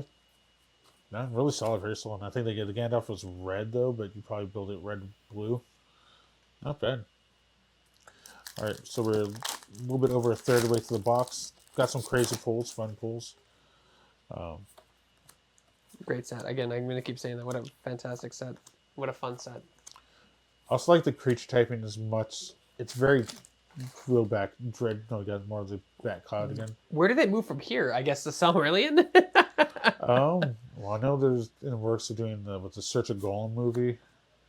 Got somewhere more desert and a full nasty little rabbit. I mean, I guess what you could. I mean, honestly, like you could do like just a Middle Earth set. There's so many things you could do. Just Middle Earth. Yeah, you could just pull from like the Shadows of War series. You could pull from the Rings of Power. You could pull from all these little offshoots of Silmarillion. There's a lot of things that could be like just called Middle Earth. Yeah, I wonder if I don't think Hasbro owns the rights to The Hobbit. No. The film rights are Warner Brothers. Yeah. And then the design rights are... The film and TV rights are Warner Brothers. And then there's some character design rights by Weta, in New Zealand. So, on here, so it's Wizards of the Coast, and it also has Middle Earth Enterprises. Okay, yeah, that's the head one. Yeah. That's one of the licenses at all. So, yeah. Not bad. This is estate. Yeah, estate. Considering again, like I said, the books are about to be 100 years. The Hobbit's about to be 100 years old in 12 years, and I don't even know how old Tolkien was when he wrote his books, or when he officially published it. Yeah, he was older, I think, wasn't he? Yeah. Because a lot of, I mean, again, please correct me if I'm wrong, but I think he fought in World War One, I believe, and came back, and that was a big inspiration for like a lot of his like fighting in the books. Old fat spiders can't see me. What? It's blue. I can't use that. No, I'll try again. Well, it's talking negative about your spiders. Oh, of course, no. it'll be the blue player. How dare you take that term against me? Yeah, so the blue player is so target creature you control gets hexproof as long as you control the saga. All damage will be dealt to up to 1 creature as long as you control the saga. And you draw a card. Oh, it's something like it's because he puts on the ring and the Merkwood and he gets around them. That's how he. Yeah.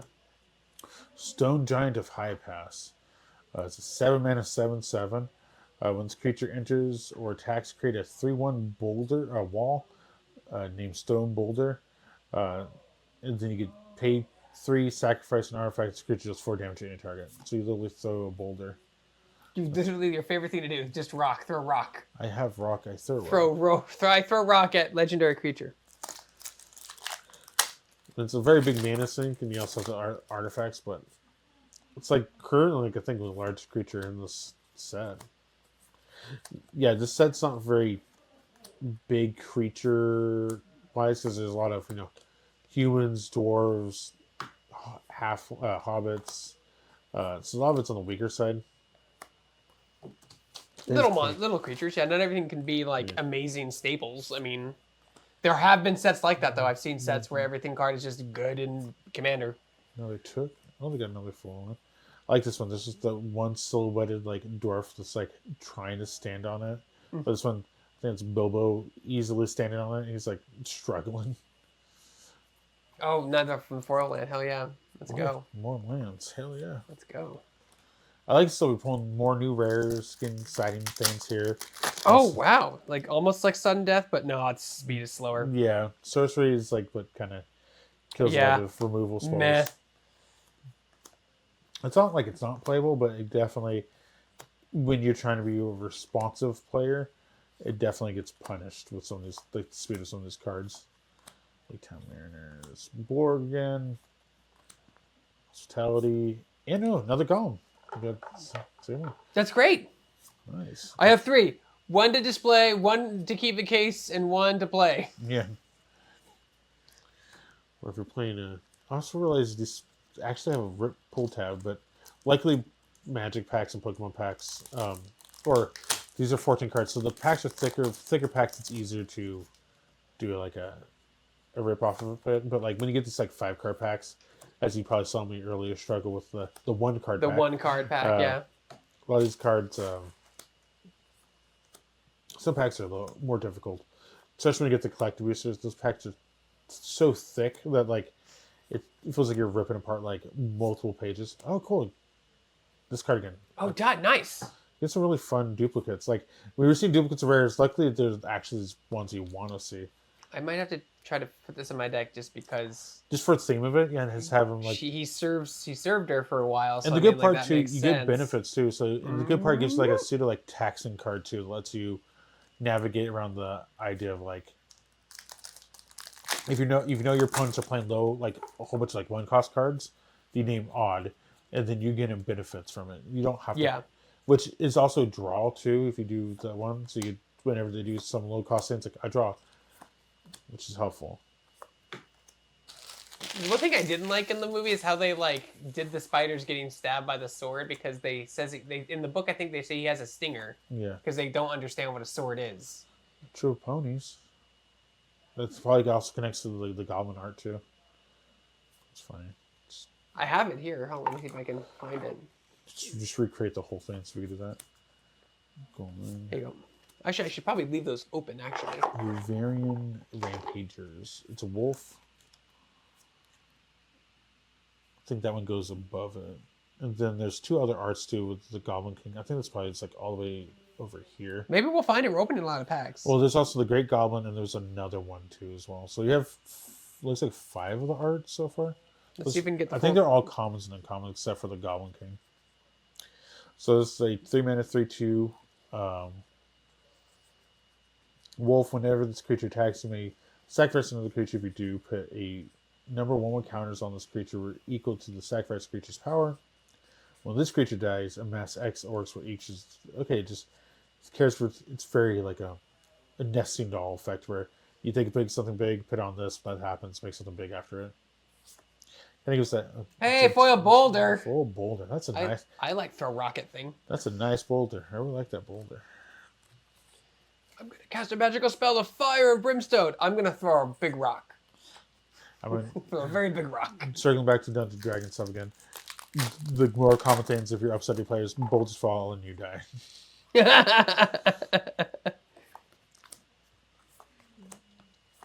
Oh, the pine cone scene. Yeah, that's funny. Yeah, this is going pretty well. Oof. Yeah, we're doing really good. I'm really excited with what I've been playing. It's been really great. The Black Arrow. I like it. Just destroy dragon if you sacrifice this. Oh, that's great. Keep getting this card. So the Forest Gate. Almost a playset of that so far, I yeah. know. I think you're at 3 now. And you said it's a good card too. Yeah. Again, like how far digs deep and then more lands. Again, if you're doing like a landfill deck, which there's plenty of it, which is great. That's essentially instead of like more setup, the deck has less setup per se. Thorns Last Stand. Oh, this connects underneath the bats. Oh yeah, that's cool. Cool. I love, it reminds me of the Marvel days of trading card games where they had that trading. What do you mean game? Just trading cards. They're just An unexpected party. Wow. Wonder what this does. Wow. X3 for whatever you put in X, you create that many elf dwarf tokens, and then for the enchantment side of it, as an entity, choose a creature type. Creature type gets +2. Not bad. Lake Town Toymaker. Yeah. Fun cards. I'd like we're still seeing like even some commons and commons too, but like I think when you get this little spiced up like full art cards that make this scenic thing, it's cool because then like I think it was in the you were messaging us about the Fantastic Four cards from the Marvel set. Oh yeah, because I missed like I didn't pull Human Torch. I got like all 3 of I them. know. We opened so much from that set, and Yeah. I was missing a Human Torch. Are you serious? I was like, oh my god. I think we also had Zero Two as well. Ugh. But it's cool though. Like there's little things that even if you're on the collecting aspect of it, if there's like arts that connect and make it like connected picture. Yeah, it's the one I It's was fun. missing. Yeah. I eventually, there it is. Yeah, that's right. what I was looking for. Create food tokens. Yes. So 2 mana, put onto the battlefield into control. All creatures of your opponent's graveyards were put there from graveyard. Oh yes, this one's awesome. Yeah. There are food tokens in addition. Yeah, that's cool. So if you do like a board wipe, I'm gonna immediately follow it up after this. You're like, cool, all the stuff. I'll just heal. Yeah, and Eat then everything. yes, this is awesome. I'm glad we pulled it. That's one of the 2 cards I wanted, so I'm really excited. That's great. So far, everything's Love the art on it too. everything's going amazing. Separate for spiders. I'm doing really good with this set. I'm happy. We're on the last third of the box, but again, I would say so far. Oh, they have their quote. The spiders laughed. You were quite right. They said the meat's alive and kicking. Again, no, the flavor text. Yep. Like even here's like after the moment, of course, after Bard spoiler shoots Smaug. There's I am Bard, Slayer Dragon. There's so much flavor text that the Ballin has quotes on it. Like, you just want to go through, and if you haven't, you can just sift through like your local game store's like box of the set. You just go read for like like a novel's worth of flavor text, and it's all gonna be thematic to it. Like again, I like this great ugly looking goblin. But oh cool, we got the rare Smaug, not the mythic one, but the rare one. It's a 5 mana 5/5, pretty well dragon statted, flying. When it enters, create X tapped treasure tokens where X is the number of artifacts you control. And then whenever you cast a creature spell, if mana was from a treasure token was used to cast it, you draw a card that's left. Actually, really solid. It's actually kind of cool. Like if you pay attention to how the creatures talk in that book, like they're not familiar with like society or like what you do or like culture. Like they're just like, oh, I'm this thing and this is how things are. Spiders don't refer to them as dwarves; they're just food. Like why would they think that like what you know what I mean? Like, they don't probably know what a dwarf is. Like they're just like food. You're just one of the other bipedal things I've eaten on my daily basis. basis. Yeah. Just Smaug's the same way. He's like, I've never smelled whatever you are. I've smelled human and dwarf. I've been elf, but I don't know what you are. Yeah. The elves dragons have a long history. Good lord. Yeah, dragons will probably, they have probably more of an understanding, but I think also, it's so beneath them. It's like, it's not like I'm talking with all my dragon friends on a daily basis. And right. I have this mountain I took from the shorter of the more crunchier, dense ones. Like, if you want to like compare different things, like humans are the good in between. Don't the trolls say that? I think the trolls talk about that a little bit. Like the things they've eaten. Yeah. Yeah, it's like again, dwarves will be dense, thick-boned creatures, and elves are probably more daintier, lighter, probably more grass-fed, more lean. Lean. They got that lean meat. Yeah. Talking about elves, they are cantankerous keepers. It's dwarf keeping or elves keeping. It looks like what's that meme where it's that lady pointing at the cat? It kind of has like that. Oh, yeah, the Yeah. whatever, rare, yeah. It's affinity for elves, so it costs less for each elf you control. When this creature enters mill 4, put all elves amongst them into your hand. Okay. I got another thorn. This is your third thorn. We've gotten all of them, I think, at this point. That's not bad. I mean, it's a very solid Affinity card. for elves. I mean, that's going to be a good commander card because people like the elf deck. Yep. The fact that Dwarf essentially it's not drawing, so first you mill 4, and then any elf you put that way, you get to put it back in your hand, which isn't drawing. Which green and blue specifically almost always draw, so that's a really good like workaround for people that punish people for drawing. Dwarves, Plunder. Again, seeing all these commons and commons. Trying to look for them there. Now they're balling. I think you're almost the same. Your balling count is almost on par with your thorn count. Really glad I got Shipper for spiders. Yeah. I'm really happy. So we have 7 more packs of this booster box. Again, very fun pulls. I think the fact that, again, some of the mythic pulls are great mythic dupes. Like you got the Smaug. I said there's not a card called Mirkwood Spiders. I cannot believe there's not. Was there one in Lord of the Rings? I think there was one in Lord of the Rings. That's probably right. Which is funny because they don't fight spiders in Lord of the Rings except for Shelob. Yeah, I think there was definitely along the crooked way. This one's pretty solid if I remember. So it's 3 mana. When this enchantment enters, return target creature from your graveyard to your hand. When a creature leaves your graveyard, amass 1 goblin, and then you can pay 2 orc and goblins you control have menace. So pretty solid. So the fact that if you have a way to recur creatures out of graveyards, you just amass. And hey, then 2 rares. Dane's Company. So it's a red-white 2/2, so 2 mana 2/2. This creature has lifelink as long as you control another dwarf. When this creature enters, look at the top 4 cards of your library. You may reveal a dwarf or equipment from it. Pin your hand, put the rest on the bottom. Not bad. Oh, that card looks intense foil. So many little. One thing for me is that if you're doing foils, I want the subtle detail. Like you can make it. Also, the whole card doesn't have to be foil, as well. I like the small, in particular, like small choices of foiling. I also like the fact that it was a double rare pack, and both those rares are both new. Again, the set's very fun. If you can, I know quantity is limited for a lot of stores and everything, but if you could find some of the set, just crack some play booster packs. It's fun. Again, official release is on the 14th of August, so if you can make it, and of course, if you could find yourself some collectibles packs, they're scarce, they're hard, but the set's just fun. And then the full treatments of these cards, again, as much as I could try to get them to pop up on the screen, in person, all these cards look very amazing. Good choices of like foiling. Oh, that's cool. I separated them all out. I don't know if this actually connects to the art. That's funny. Yeah. So I think this might be a wider picture. I'm thinking. So no, this is Gandalf's. Yeah. Gandalf's connection. Yeah. Here, I'll put that. Yeah, it goes there. I think. Yeah. There you go. Your sword. That's not bad. Again, I think we got this card earlier. This makes the X spells cheaper. Again, between the wizard staff and that. Yeah. Oh wow! Oh, because it's the wizard staff and the yeah. Which I wonder was a. So we got down to last. Still pulling full art cards. Still out of these like last. Yeah, we're still doing 20. Good. We're doing it. It's a decent box. Yeah.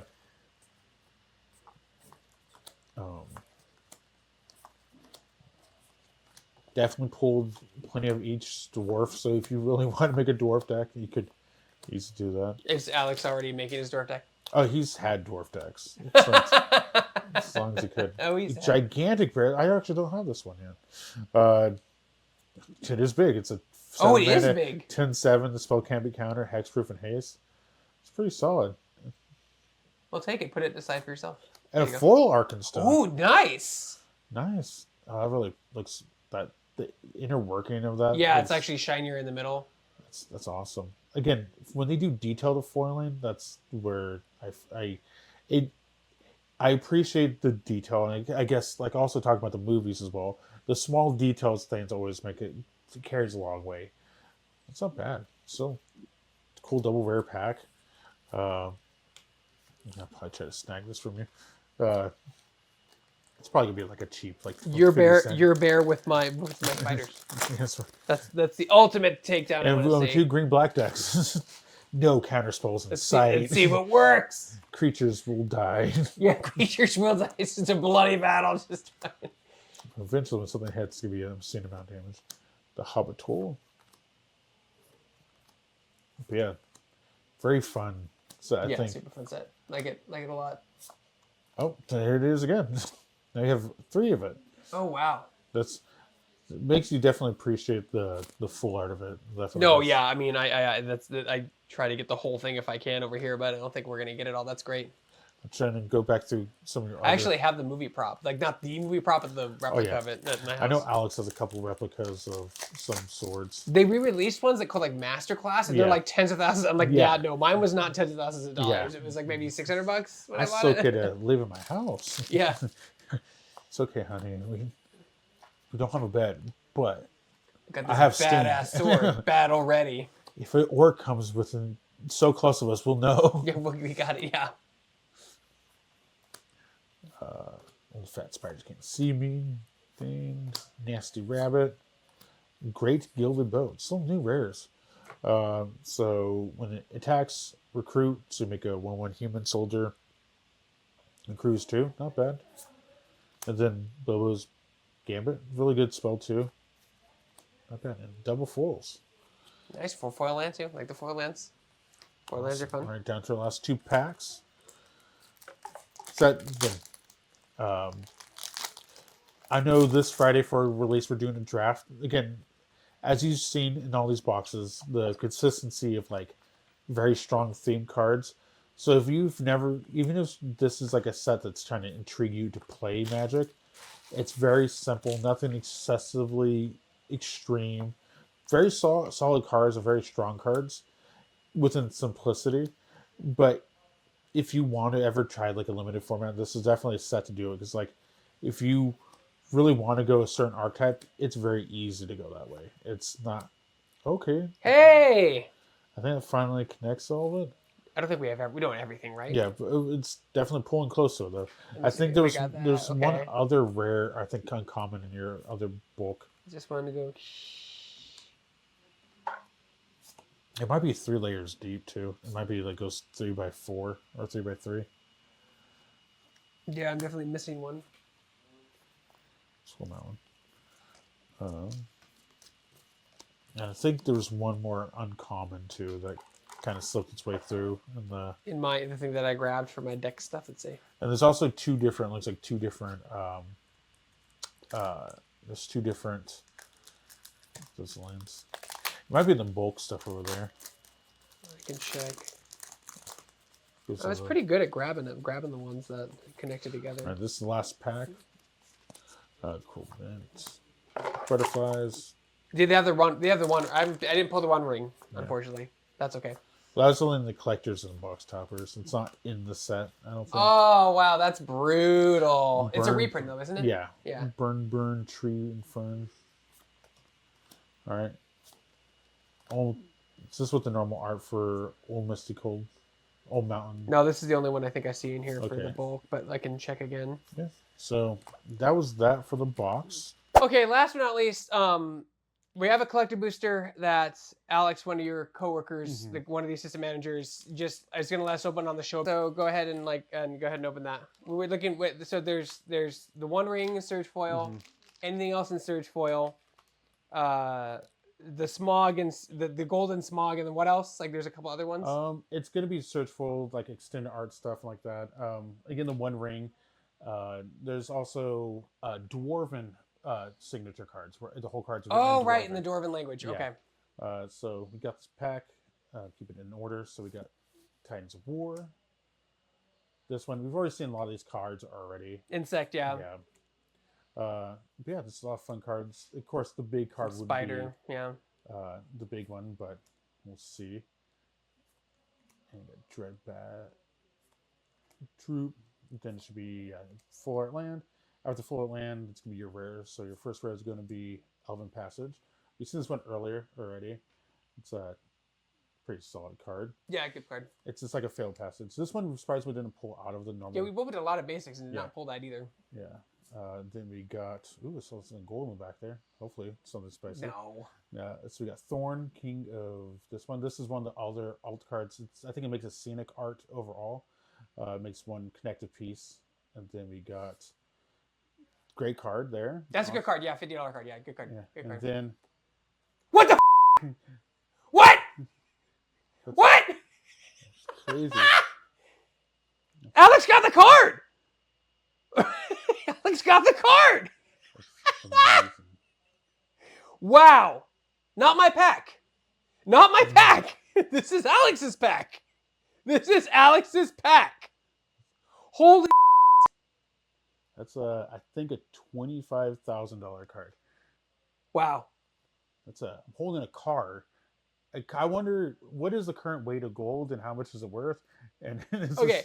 I've just stopped recording. We got to put this in a case, and I got to tell Alex what he got. Okay, Yeah. I'll be back in a second. We're wrapping up kind of our show here with the hits that Cody will go over. Alex knows that he got the card. Yeah. It couldn't happen to a better person. Alex is a huge Tolkien fan. This is great for him. That's fantastic. I'm really happy for him, and I'm really happy we got to showcase it at the show. Again, it wasn't my pack. It was not my pack. Yeah. It was something else like, here, you can open one of my packs. So I'm like, okay, cool, because we should open at least one collected booster on the show. Yeah. So it was Alex's pack. I'm really happy for him. He's strangely quiet. I think he's processing. Yeah. So he's processing this. But in the meantime, you shielded that, right? And so Yeah. So this is actually a legitimate 1 of 500 card. There's only 500 printed. They're only in collectible packs. This is a completely very legitimate. this is legitimate. This ain't a business special. So even more details about these. So you go and pull them collectors. Doesn't matter what printing or variation of language you have. It's only ever printed in English. They didn't serialize these. Luckily, there's pros and cons for that. The pros on it is that there is no weird numbering on things. Like, of course, you get number 1 of 500. Easy sell. You have literally 1 of 500. But if you have like 487, it's not as easy to sell. There's some niche numbers, like you could do 1 through 100 pretty easily. And you get some niche ones, like you'll say you get like 114. You can find someone that's born January 14th. You can make some weird niche things, some weird oddities, number meaning things to you.